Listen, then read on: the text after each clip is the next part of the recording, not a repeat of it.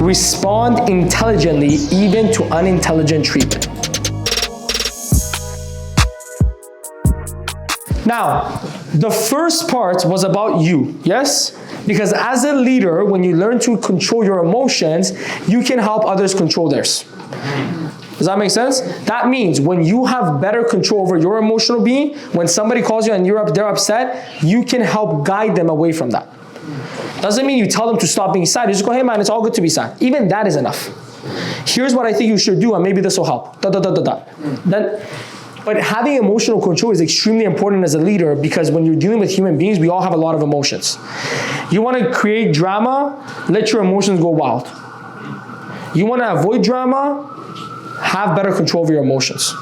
Here's one thing that I learned. When I'm angry, I don't text, I don't call. I put my phone away and I run away from myself.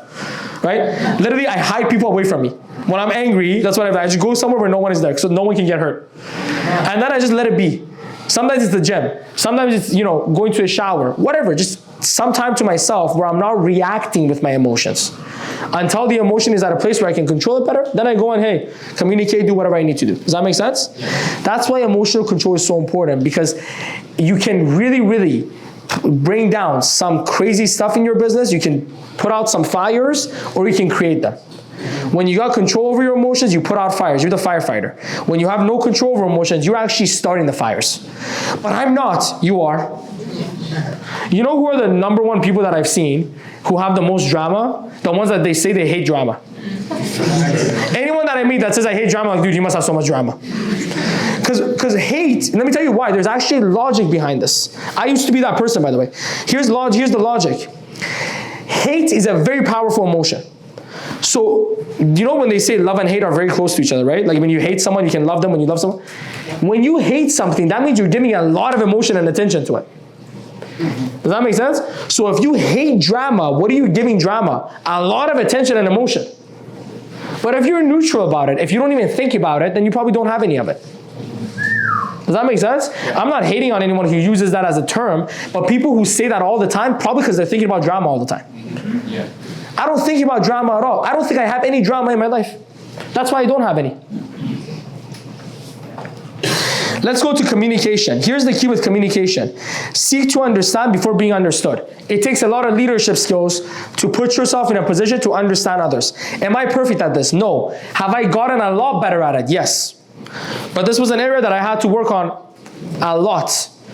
To take the time to understand the other person before wanting them to understand me.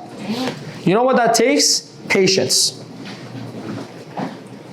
And by the way, sometimes I feel like I've understood someone, but then I really haven't.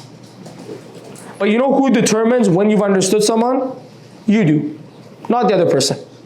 If someone says, you don't understand me, sometimes maybe they just don't feel heard, but that's fine. But you need to take the time to put yourself in their shoes. Have empathy. Here's one of the things that I learned to do with my life. Anytime I'm dealing with something, I feel someone has done something wrong to me, someone has done something to make me upset, you know what I ask myself? Why would a good, loving, caring,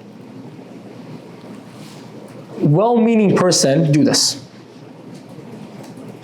And then when I put that context around it, all of a sudden I can fully put myself in their shoes. See, now they're not the enemy anymore. I say, why would a good, loving, and then I go, maybe they were really stressed out and they reacted that way. Maybe they were in a rush. And then all of a sudden, I'm like, oh, they're not that bad of a person. So when I go to communicate with them, I'm not giving them that negative energy anymore. But you know what most of us do when other people hurt us? We make them the enemy. He's such a bad person. He's so evil. She, whatever. You think you're going to go into a conversation with someone who you have that perspective on and actually solve problems? And you know why we do it? Because we're hurt. So we think they hurt us, and that's why we go hurt them. But what if you just stood there and go, you know what? Why would someone who's caring and loving react this way? Why would they do this? Then all of a sudden you might see things that you didn't see before. Maybe they've been having a really stressful day. Maybe some stuff happened. Before I judge how bad they are, let me just forgive them and give them the benefit of the doubt. You know why I'm really good at forgiving people? Because I've done a lot of things that I needed to be forgiven for. I've gotten angry with people when I shouldn't have. I've said things to them that I shouldn't have. I reacted in ways that I shouldn't have. And you know what I felt after? Bad. why did I talk like that? Why did I say that? Why did I do that? I felt bad about it. So because I know how I felt in those situations, I assume everyone is like me. So when someone reacts to me in a negative way, I don't think they're a bad person. I just think they had a bad moment. Just like I had bad moments. You know, in the Bible, I think it says, whoever Vickers, do you know the term? Maybe you can say it so I don't ruin it. Yeah, whoever has committed no sin, basically, cast the first stone. You know what the key with that is? Everyone has done sins. Yeah. So before you become this perfect angel-like person who looks down on others, ask yourself if you've ever made mistakes before. If you've ever messed up before. And if you have, maybe the same way you wanted to be forgiven, you should forgive. But no one forgave me. You be the first one because you're the leader. Because that's immediately what people say. But they didn't forgive me, so who's the leader here? When you say seek to understand before being understood, it takes a leader to seek to understand. Does that make sense? Yeah. The follower always wants to be understood, but it takes a leader to understand. Leadership means you take the first step. That means if they've done a lot of things negative to you, you do positive things to them. Ask a lot of questions. Don't assume things. If you want to understand where people are coming from, ask them good questions. Hey, what's going on? That's one of the things that I learned to do. I used to go at people right away. Like my first instinct was kill. You know, like Roman would come late, immediate death. What the hell is going on, Roman? Then you know what I learned? But here's the thing. When that would happen, then all of a sudden Roman would say, oh, dude, bro, I got into an accident, for example. Just this is an example. And then I would feel bad. I'm like, oh, I shouldn't have been that hard on him. So then I'm like, how can I avoid this feeling bad thing? Maybe I should just ask him first. Hey, everything good? Good? Now I will go at him. But now I had room. Now I had ground to go, right? But never assume. That's the key. Never assume. Ask, and when you feel like you got it, ask some more. Ask. But you know, again, what do you need in order to be able to do this? Emotional control. You need to be able to calm yourself down first, put a perspective of that person being a hero, being a great person, being positive, and then you can go with that energy. Does that make sense? But as soon as you take the wrong perspective, they're a bad person, they're trying to hurt me, they're so this, they're so that, they're so rude, how are you going to go into that conversation and ask genuine questions to understand someone? How can you take time to understand someone you hate? So I love people that hate me because I want to know what's going on. And most of them, it has nothing to do with me. Maybe I'm reflecting something in them that they've been trying to hide from. Have good timing. Sometimes before you go into a communication, you need to give it time. Okay? And by the way, when I say give it time, I'm not just talking about emotion. Sometimes it's just not a good setting. You want to go criticize someone in front of people, not going to be a good time. Right? Pull them aside. Hey, can I have a quick conversation with you? Take them outside. Privately, you talk to them. But have good timing. Sometimes you deliver a really good message, you just do it at a bad time. Does that make sense? Really great jokes don't go well in a funeral. Okay? Really great jokes do not go well in a funeral. That's bad timing.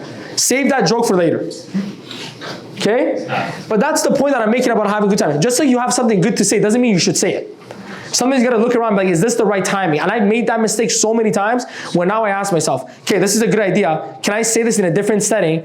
But sometimes we say it in that setting because we want to show off. We don't want to help. Does that make sense? Sometimes you say something that maybe makes someone look bad, that you know is going to make them look bad, because you have an ego that you need to satisfy, not because you want to help them. So here's what I learned to do. I ask myself this question. Is what I'm about to say going to help them or help me? The quality of your life is determined by the quality of questions you ask yourself. So I ask myself, is what I'm about to say going to help them or help me? If it's going to help me, there's no point in saying it. But if it's going to help them, now I can say it. And in order to help them, I need to do it in a good timing. Set expectations. When you're having conversations with people, determine how long the conversation is going to be. Go into it. Hey, I need 5 minutes. And at 5 minutes, leave. Something that I'm working on still. But make sure you set the expectations so that person doesn't go, wow, this is taking forever. You know what's a good thing to do sometimes? Putting a timer. You ever have relationships with someone where you constantly interrupt each other? Yes or no? Yeah. Where you're constantly like getting at each other? It's not a bad idea to sometimes work on a timer. Hey, is it okay with you? Let's do a timer. I speak for 2 minutes, you speak for 2 minutes. It sounds childish, but it solves a lot of problems. Especially when you're emotional, but you don't have time to, look, you don't always have time for your emotions to go away to solve a problem. Does that make sense? You're in the middle of a war. You can't be like, hey, let's calm down and we'll come back to this. No, people are getting shot. So in those moments, you got to figure out how can we still have this conversation, because we need to figure this out ASAP without it getting too crazy. Let's put a timer. Let's take turns speaking. Let's put some ground rules. Know this, know that, so you don't get triggered. Now, when they break the rule, don't cut their throat. No, relax. Okay? You give them the benefit of the doubt. Hey, I understand you're upset, but we got to stick to these rules. Here's another thing you want to determine. What is the goal of the conversation? One of the best things to do before you go into any conversation, tell the person or come up with the person on what the goal is. Hey, what is the goal of this conversation? Are we trying to figure out if we can make this work? Are we trying to figure out if this is a good... Figure out the goal of the conversation, so when you're veering off of that goal, you can get back on it.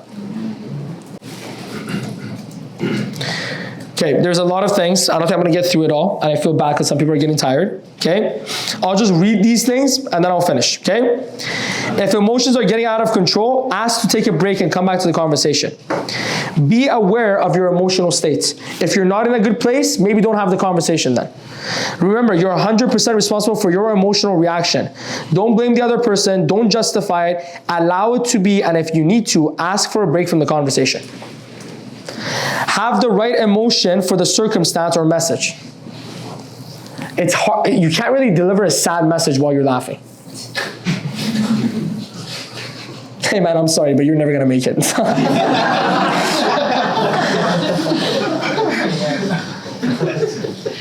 You're laughing, but some people do this, right? You gotta have the right emotion behind the right message. You're gonna deliver bad news, make sure you have a little bit of sadness in you. Well, how do I make myself sad? Think about when you were sad about something, right?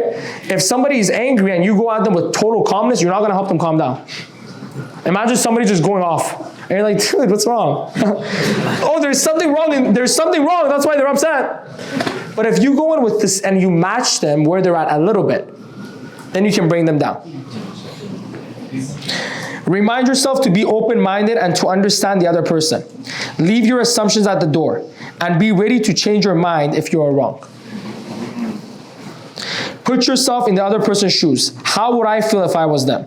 What does it look like from their perspective? Where is my self-talk coming from? Sometimes you say a lot of negative things about someone, but it's the devil talking.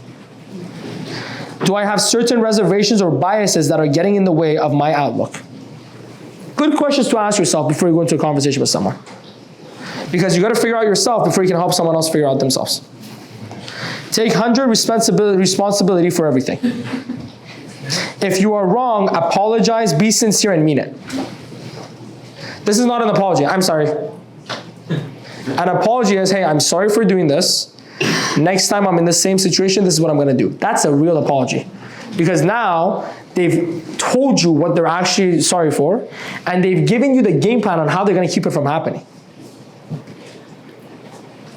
Be self-aware and ask for feedback. Don't act the way they do. Act the way you know you should, and stay true to yourself. If they act angrily, you don't have to be angry with them. Here's one of my favorite quotes, and we'll finish with this. Respond intelligently, even to unintelligent treatment. Respond intelligently, even to unintelligent treatment.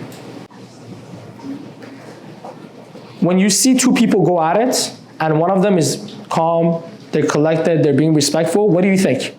You think they're weak? It's the opposite. You think, wow, that person is so strong. Because despite all the disrespect that other person is giving them, despite all the negativity that they're giving them, this person has learned to maintain cool. You know why they do that? Because that's who they are. You don't have to react to people the way they are. If you do, you're not any better than they are. You react to people how you are. So that means that even if others are not forgiving, you become forgiving. If other people are not kind, you become kind. You lead by example, because here's what I promise you will happen. When they walk away from the conversation, a part of them will go, you know what? I should have been more like them. And that's what a leader does. Yes or no? Yeah. Okay, thank you everyone. Hope you had a great session.